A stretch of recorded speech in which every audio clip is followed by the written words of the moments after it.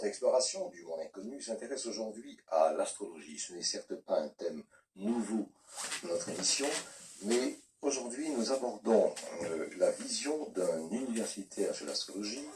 Nous invitons Jacques Albon, qui est l'auteur d'un guide astrologique qui existe uniquement en langue française. C'est une véritable mine d'informations sur les associations, les astrologues, les librairies, les conférences, le monde en tout cas de l'astrologie. Jacques Albon est chercheur, il est l'auteur d'une thèse de doctorat sur le monde juif et l'astrologie. Il prépare une seconde thèse sur le texte prophétique en France du XVe au XXe siècle. Il est président de la Bibliotheca Astrologica, qui est un des principaux centres en Europe de documentation sérieuse sur l'astrologie. Alors c'est le point de vue du chercheur que nous allons, la vision du chercheur que nous allons aujourd'hui recueillir, Jacques Albon, que nous allons interroger pour vous sur ce thème de l'astrologie. Il n'est pas astrologue, il est chercheur dans ce domaine. Alors la vision d'un universitaire sur l'astrologie avec Jacques Albon.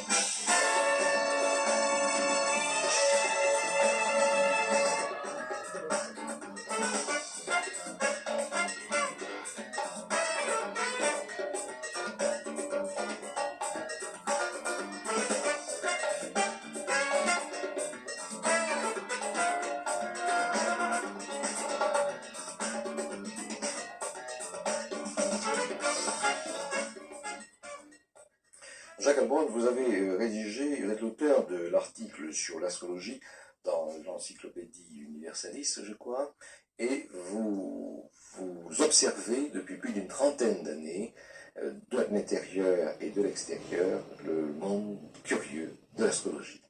Vous êtes universitaire et vous vivez ce même déchirement de certains astrologues qui rêveraient de voir l'astrologie enseignée à l'université. Alors, cette astrologie est enseignée ailleurs qu'à l'université, mais là aussi, il faut rester prudent sur la nature et la qualité de cet enseignement et de ses travaux. Alors, je pourrais commencer par vous demander qu'est-ce qu'un chercheur va faire dans l'astrologie, quelle est la matière pour un chercheur, qu'est-ce que vous pouvez trouver comme axe de recherche dans l'astrologie? Est-ce que l'astrologie peut constituer un champ de recherche suffisamment riche pour l'universitaire? Oui, je crois qu'il faut de toute façon toujours désenclaver le domaine qu'on étudie. C'est-à-dire que bon, l'astrologie a beau être très particulière, il faut la rattacher à des problématiques plus larges. Et notamment, une des problématiques fondamentales, pour moi, c'est d'insérer l'astrologie dans le cadre des langages alternatifs, dans le cadre des problèmes de communication, de ce que je pourrais même appeler une psychopathologie de la communication. Bon, ça c'est donc un premier champ de recherche, l'entretien astrologique dans le cadre d'une psychopathologie de la communication. D'autre part, le problème, si vous voulez, des sociétés marginales, c'est-à-dire comment des groupes qui sont fondamentalement marginaux pour différentes raisons, comment ils fonctionnent, comment ils sont organisés, quelles sont leurs valeurs, quels sont leurs modes de vie sociale. Et donc à ce niveau-là, effectivement,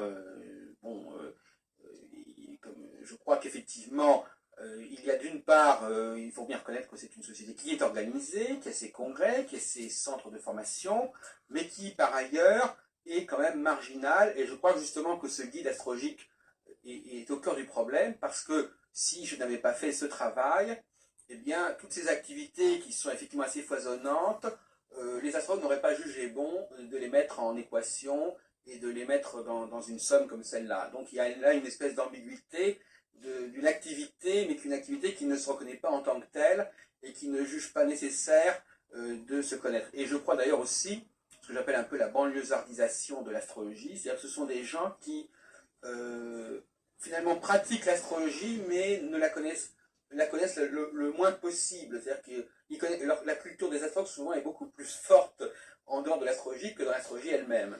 C'est-à-dire qu'ils connaissent souvent l'histoire de l'astrologie que très, très partiellement. Ils s'intéressent à ce qui se passe dans le milieu astrologique que de manière assez insuffisante. Alors que par contre, je ne sais pas, ils connaîtront beaucoup mieux la psychanalyse, la sociologie. Enfin, je veux dire, il y a un paradoxe là au niveau de gens qui finalement connaissent souvent mieux le champ dominant, culturel dominant, que le domaine où ils se trouvent et par rapport auquel ils ont eux-mêmes une certaine relation ambiguë. Ils sont à la fois dedans, mais quelque part, ils ne veulent pas investir tellement. J'ai employé le mot banlieusardisation dans le sens où, par exemple, quelqu'un qui habiterait dans une ville de la banlieue parisienne, bon, il y habite, il dort, etc. Mais il ne s'intéresse pas tellement à l'histoire de cette ville. Même si vous habitez Saint-Denis, vous n'allez pas vous passionner nécessairement pour l'histoire de la ville de Saint-Denis, qui est pourtant très prestigieuse, et vous connaîtrez certainement beaucoup mieux Paris que Saint-Denis au niveau de son histoire. Donc voilà un peu, donc pour désenclaver aussi, des problèmes de société marginale. Et puis aussi, il y a d'autres questions, puisque vous m'interrogez, il y a le problème de savoir si l'humanité a obéi à des cycles, par exemple. Alors ça, je crois que même si on n'est pas astrologue, même parfois certaines personnes me considèrent comme anti-astrologue, ça ne m'empêche pas de me passionner pour la question de savoir si l'histoire de l'humanité, l'histoire de l'individu, est liée à des cycles planétaires, à des retours, s'il y a des phénomènes qui reviennent. Et je crois que là, c'est un champ qui est très prometteur. Il reste encore très hypothétique, je crois. Il y a eu quelques tentatives au niveau économique. Moi, je crois qu'on vit, en cette fin du XXe siècle, je crois qu'on n'a pas encore intégré la notion de cycle dans notre vécu. Nous, en tant qu'hommes de la fin de ce siècle, la notion de cycle reste un peu un gadget. Et je crois que la recherche doit aller dans ce sens, mais je crois qu'elle est encore dans les balbutiements.